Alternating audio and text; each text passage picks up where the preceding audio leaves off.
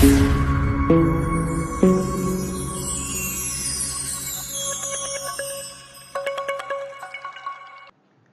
1.2 के question number 5 तक खत्म करने के बाद अब हम लोग आए हैं क्वेश्चन नंबर 6 पर। क्वेश्चन नंबर 6 देखिए क्या कहता है। क्वेश्चन नंबर 6 कहता है कि व्याख्या कीजिए कि 7 गुना 11 गुना 13 जोड़ 13 और 7 गुना 6 गुना 5 गुना 4 गुना 3 गुना 2 गुना 1 जोड़ 5 भाज्य संख्याएं क्यों हैं। ये जो संख्याएं दो को दिया गया है, ये दो को जो हमें दिया हुआ है समीकरण, कहता है ये भाज्य संख्याएं क्यों हैं। सबसे पहले हम लोग जानते हैं कि भाज्य संख्या का होता क्या है। भाज्य संख्या होता क्या है, देखिए वैसी संख्याएं, भाज्य संख्या का परिभाषा है वैसी संख्याएं जिसके एक से ज्यादा अपवर्तक हो, जिसके एक से ज्यादा अपवर्तक हो वैसी संख्याएं भाज्य संख्या कहलाती है। अब अपवर्तक क्या है, यानी वैसी संख्या है जिसमें एक वो स्वयं और उसके बाद कोई और भी संख्या जो है उसे वो भाग लगता हो। जैसे 4 है तो ये 1 2 4 जिसमें 2 से ज्यादा अपवर्तक हो, यानी 2 से ज्यादा गुणनखंड हो, उससे भाग लगने वाली संख्याओं की जो संख्या है वो 2 से ज्यादा हो। जैसे 1 4 तो लगभग करेगा और एक्स्ट्रा में 2 से लग रहा है, इसलिए ये भाज्य संख्या है। और सबसे छोटी भाज्य संख्या 4 होती है, सबसे छोटी भाज्य संख्या 4 होती है। इसलिए अब देखिए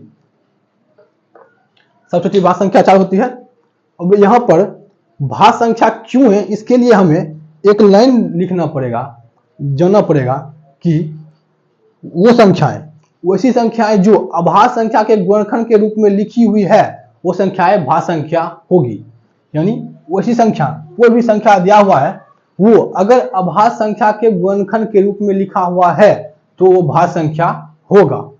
तो देखिए पहला ये है, पहला हमारा क्या है, ये 7 गुने 11 गुने 13 जोड़ 13, इसको हमको अभाज्य संख्या के गुणनखंड के रूप में बदलना पड़ेगा। अब देखिए ये प्लस की इधर 13 है और इस गुणा वाला में भी 13 है, हम इसमें 13 कॉमन ले सकते हैं। तो अगर हम 13 इसमें कॉमन लिए, यहाँ क्या बचा 7 गुने 11 जोड़ 1, इसमें से 13 कॉमन आ गया तो बचा 1। 13 7 को 11 से गुना किए तो 77 जोड़ 1, 13 गुना 78, 13 गुना 78, 13 गुना 78 आया। अब इसको हम तोड़ेंगे, 78 को हम तोड़ेंगे तो 13 गुना 2 से तोड़ेंगे, जब लगाएंगे इसमें आएगा हमको 2 गुना 3 गुना 13, 2 गुना 3 गुना 13। अब देखिए इसको लिखेंगे 2 गुना 3 गुना 13 का स्क्वायर, क्योंकि यहाँ भी 13 है, यहाँ भी 13 है, 13 गुना 13 13 स्क्वायर। अब देखिए 2 भी अभाज्य संख्या है, 3 भी अभाज्य संख्या है और 13 भी अभाज्य संख्या है।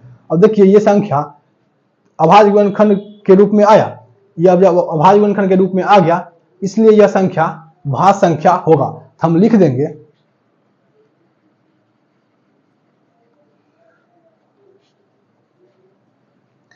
चूंकि यह अभाज्य संख्या के गुणनखंड के रूप में लिखा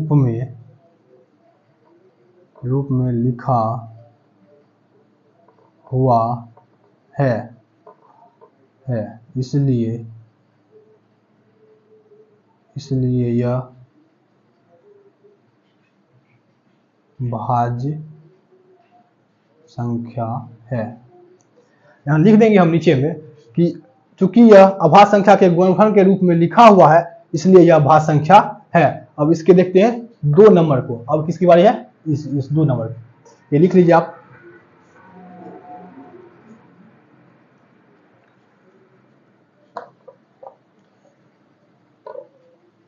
अब इसका 2 नंबर देखते हैं।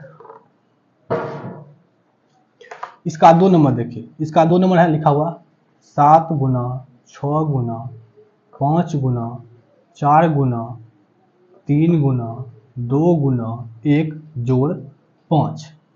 ठीक, अब देखिए इसमें भी 5 है, इसमें भी 5 है, तो हम 5 कॉमन ले सकते हैं। अब इससे 5 हटाए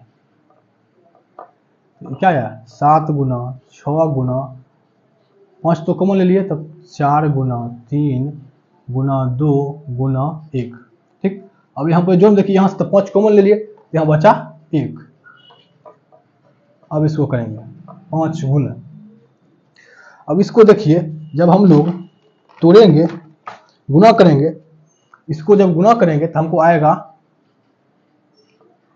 कितना आएगा, अंदर में 1008 और जोड़ 1 5 गुने, इसको जोड़ देंगे इतना आ गया। देखिए ये भी एक अभाज्य संख्या ही है, तब फिर इसमें भी लिख लेंगे, अतः यह अभाज्य संख्या, अभाज्य संख्या लिख लेंगे, अभाज्य संख्या के गुणनखंड के रूप में लिखा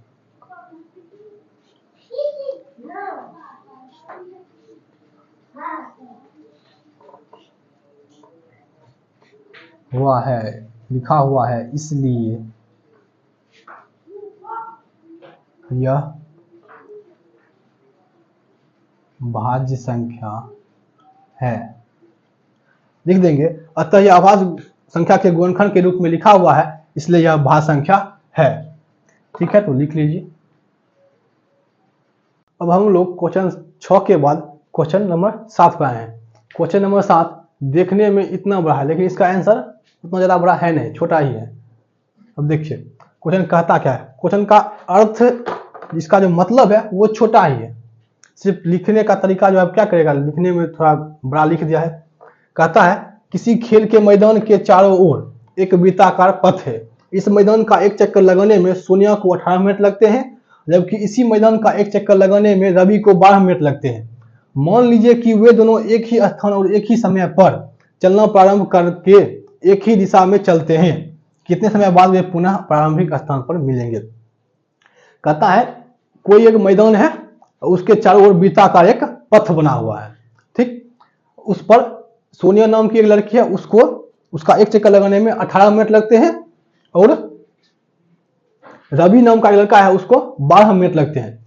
कहता है अगर वो दोनों एक स्थान से चलना प्रारंभ करें, एक साथ एक स्थान पर से चलना प्रारंभ करें, तो कितना समय बाद वो दोनों पुनः उसी स्थान पर मिलेंगे। देखिए पुनः उसी स्थान पर मिलने के लिए हमें क्या करना पड़ेगा, इसका एलसीएम निकालना पड़ेगा। इसका एलसीएम निकाल लेंगे और दोनों संख्या 18 और 12 का जो एलसीएम आएगा वही हो जाएगा इसका आंसर। उतने ही मिनट बाद ये दोनों आपस में फिर पुनः मिलेंगे। हल में लिख देंगे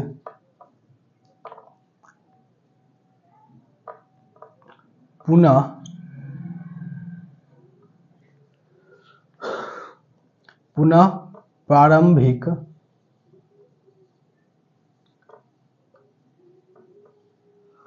प्रारंभिक स्थान पर मिलने में लगा समय बराबर, यानी पुनः प्रारंभिक स्थान पर मिलने में लगा समय बराबर एलसीएम किसका 18 है, 18 मिनट, एलसीएम 18 मिनट और क्या है 12 मिनट, तो 12 minute, LCM 18 minute 12 minute, LCM 18 minute और 12 मिनट क्या होगा 36 हो जाएगा आंसर 36 मिनट। 36 मिनट बाद वो पुनः उस स्थान पर मिलेंगे।